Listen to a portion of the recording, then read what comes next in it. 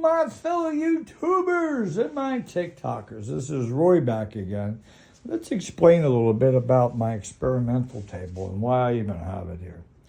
So we'll start off with, right now I am putting transistors on each coil. So each coil has a transistor.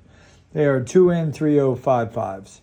On each 2N3055, I have a diode, 1000-volt diode, that goes from one end pin to the other. Okay, and then I have another diode that comes off the top of the chassis, and the ribbon's facing outward, so it becomes a positive charge coming out, okay? In a way, which I'll show you. The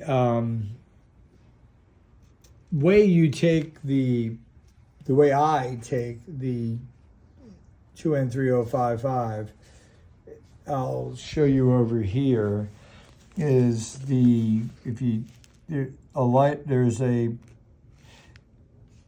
pins look like they're up towards the top on this, and then over here, if you turn it this way, they look like they're more towards the bottom, right? There's more surface area that way. I always start off with the heavy side down bottom. So this becomes the base, this becomes the emitter. The chassis becomes the collector. The base is the signal part of the collector turning on and off. The emitter is the end part of the thinner wire that I'm using, and also the ground. So coming back over here, I have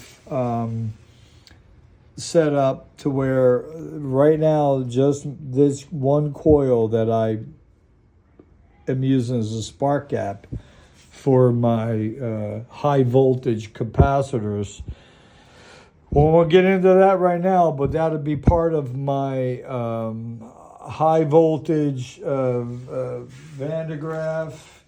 I got these panels already built and designed where they go in and they sit on the side, and I isolate this chamber.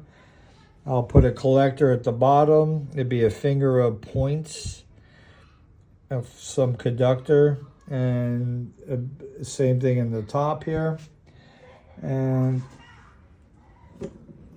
it will become my high voltage. I'll separate the powers into two capacitors, and then we're going to bring in my Tesla experience with his Tesla hairpin, and we're going to harpoon that, and we'll talk about that later. Right now I got the Figueroa set up here along with my wheel. I've been dreaming about building this in a different way of getting rid of the wood that I had and the old style and bringing it in to a little bit more closer to what I envisioned. So in this, you got your neodymium magnets, 52 1-inch squares, negative facing out. These coils are built and designed so when you hook the positive up to the start wire, the negative will show up here. So you got opposing energies pushing away.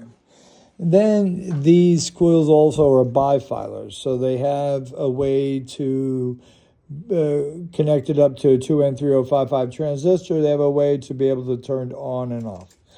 With all the coils placed around the array, now they become partially Stepford motor if I want them to be, or they become three-phase motors. I will be all over the place, but for right now, the basis is to take the Figueroa setup here, use my oscilloscope, use the back EMF off the spikes of A or B or all coils. Right now I got it set up with just one coil, for instance, here is on. I set up a brand new, nice Model T Ford point set. You see that? And it actually goes up and down off the magnetic field. All these cores right now are air cores, but I have iron slugs designed for each one to create the stepper motor to where I can actually program each one of these to go forward, backward, any speed from a programmer. But to keep it more simple, I'm going to start off as an air core and go through my numbers first. Then we'll go ahead and add the cores in here, and then we'll go through the numbers there. So for right now, let's just go ahead and connect. You'll see the light going on here. That is coming off the 2N3055's feedback.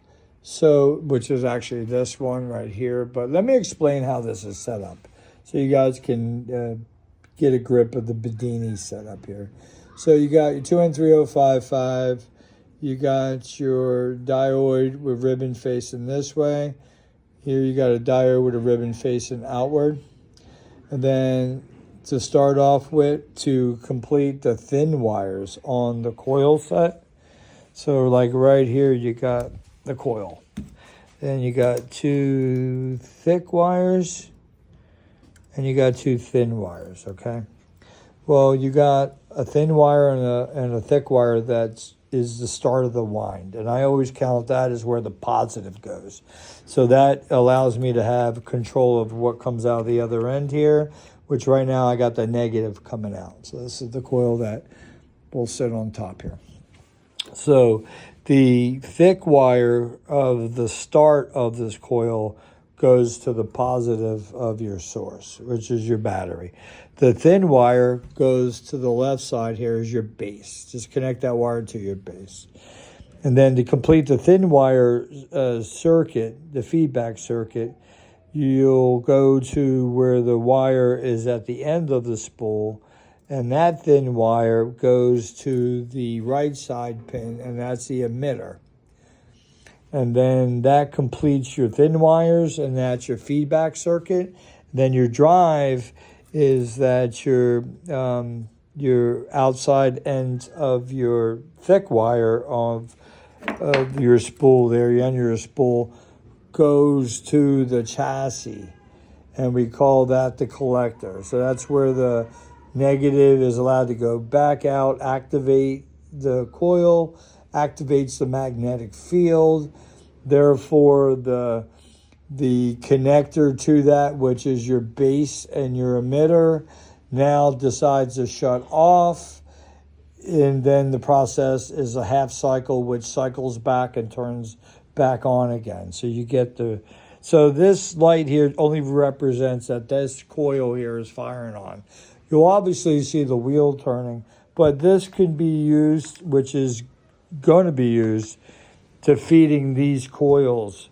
But they're fed right now directly from the battery. They're not fed through the EMF. So the EMF could be used. And then on the back side here, you got these 2-inch pins. I got the array set up to the pattern of the Clemente Figueroa. And on the inside here, you can see I got a brush that designed by me that swipes each one 2 at a time. You're going to hear a little sound. We'll get the wheel turning. All we got to do is connect the green wire. You heard the zap. There goes that. And then look at the spikes. Look at that! Look at this! See the speed kicking up?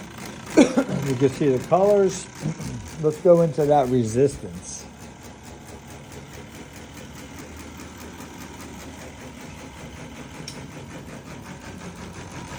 You can see the colors, and you can see how they are in different resistance from the front.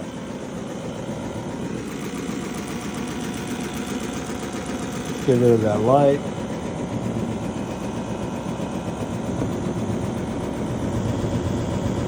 Look at the color variations between pin 1, 2, 3, 4, 5, and 6, and 7.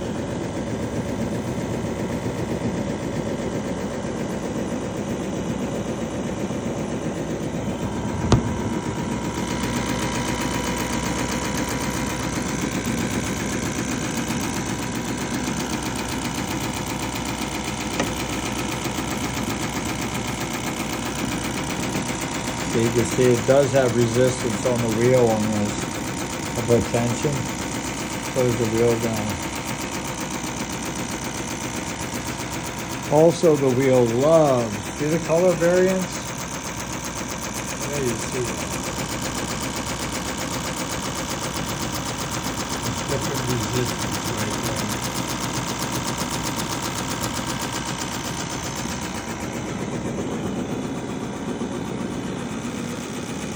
That's one coil driving this. So all these other coils will be fully controlled. Fully controlled individually if I want to, or I can hook them up in series. Alrighty guys. Leave your comments. No comments, no more videos.